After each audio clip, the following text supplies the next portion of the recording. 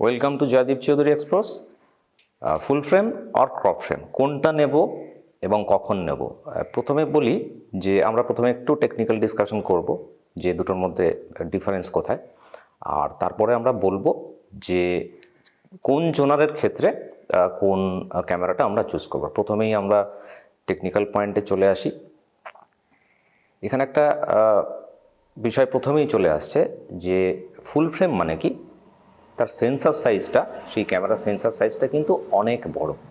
যেমন আমি যদি নিকনকে কনসিডার করি, তার সেন্সার সাইজ হচ্ছে 36/24 mm, ওয়ারএস আমি যখন ক্রপ ফ্রেমে চলে আসছি তখন সেই সাইজটা দাঁড়িয়ে যাচ্ছে 24/16 mm অ্যাপ্রক্সিমেটলি। তো এতটা ডিফারেন্স। তো যদি আমাদের ফ্রেম সাইজ বড় হয়ে যায় আমরা কি অ্যাডভান্টেজ পাই? অনেকগুলো অ্যাডভান্টেজ আছে। ফার্স্ট অ্যাডভান্টেজ হচ্ছে আমরা আমাদের তর্কের খাতিরে ধরে নিচ্ছি আমরা একটা 16 মেগাপিক্সেল ক্যামেরা ইউজ করছি ক্রপ ফ্রেমে এবং ফুল ফ্রেমে। একটা ফুল ফ্রেম আছে সেখানে 16 মেগাপিক্সেল ক্যামেরা, একটা ক্যামেরা ক্রপ ফ্রেম আছে সেখানেও আমার 16 মেগাপিক্সেল ক্যামেরা। তো ডিফারেন্সটা কোথায়? ডিফারেন্স এইখানেই, আপনি যদি সেন্সারটাকে আমি ধরে নিলাম যে সেন্সারে 16টা পিক্সেল আছে, আমি সেন্সারটাকে ভেঙে ফেললাম 16টা পার্টে, ক্রপেও ভাঙলাম এবং ফুল ফ্রেমেও ভাঙলাম। দেখুন ফুল ফ্রেমের ক্ষেত্রে যে এই জায়গাটাকে আমি যদি একটা সেন্সার ধরি, সেই একটা পিক্সেল ধরি, মাফ করবেন, এই একটা পিক্সেলের size comparison two crop frame, এই সাইজটা কিন্তু অনেক বড়, অনেক বড়। তো পিক্সেল সাইজ বড় হলে কি হয়? পিক্সেল সাইজ বড় হলে একটা অ্যাডভান্টেজ হচ্ছে যখন হোয়েনেভার we consider low light photography, তখন কিন্তু এটা মারাত্মকভাবে কাজ দেয়। তার কারণ পিক্সেল বড় হলে তার লাইট অ্যাবজর্পশন করার যে পাওয়ার, যে ক্ষমতা, সেটা কিন্তু অনেক বেড়ে যায়, হোয়ারএজ ক্রপ ফ্রেমের ক্ষেত্রে সেই ক্ষমতাটা অনেক কম হয়।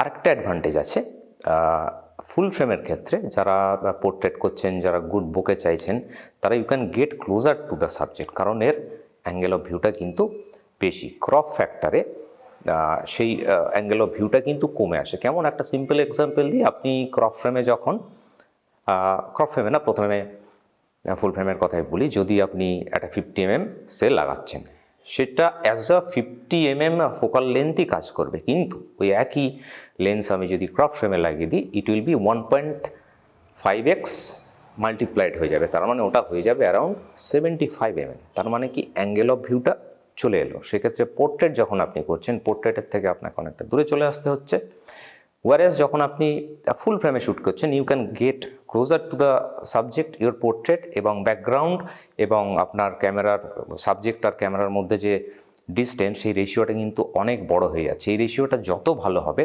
তত কিন্তু আপনি ভালো বোকে পাবেন, এবং ভালো বোকে পাওয়ার জন্য কিন্তু সব পোর্ট্রেট ফটোগ্রাফাররা বসে আছে।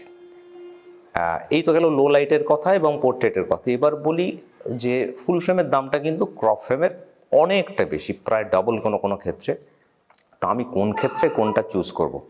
আমার সাজেশন হচ্ছে, আপনি যদি স্ট্রিট এবং ট্রাভেল করেন এবং সেখানে যদি পোর্ট্রেচার না থাকে, তাহলে এক গাদা টাকা ফুল ফ্রেমে ইনভেস্ট করে কিন্তু কোনো দরকার নেই। কারণ আমি ধরে নিচ্ছি আপনি ডে লাইটেই ছবিটা তুলবেন, ইনডোরে আপনি তুলছেন না, ট্রাভেল করছেন, ল্যান্ডস্কেপ করছেন, স্ট্রিট ফটোগ্রাফি করছেন, মানে বাইরের ছবি তুলছেন, যেখানে বাইরে সাফিসিয়েন্ট লাইট আছে। It is really difficult to distinguish between the two photos. মানে দুটো ছবি তোলা হলো, একটা ফুল ফ্রেমে, একটা ক্রপ ফ্রেমে, সাফিসিয়েন্ট লাইটে, সেক্ষেত্রে আলাদা করা সত্যি মুশকিল যে এটা কোন ক্যামেরায় তোলা হয়েছে। কিন্তু যখনই আমি লো লাইটে আসছি, লো লাইট গেমে, তখন কিন্তু সেটা আমার ফুল ফ্রেমের দরকার হচ্ছে। এবং যারা পোর্ট্রেট ফটোগ্রাফি করতে চান, পার্টিকুলারলি পোর্ট্রেট ফটোগ্রাফি, ওয়েডিং ফটোগ্রাফিতে যারা ব্রাইড গ্রুম থাকে বা আমরা যাদের ক্লায়েন্ট বলি, তারা কিন্তু অ্যাবসলিউটলি ওই বুকেটার জন্য বসে থাকেন। এবং প্রচুর ইনডোর ওয়ার্ক থাকে, তখন কিন্তু ইনডোরে আমাদের একটা পোর্ট্রেট করতে হয়, অনেক কাজ করতে হয় লো লাইটে, তখন কিন্তু ফুল ফ্রেম কিন্তু একদম ম্যান্ডেটরি জিনিস।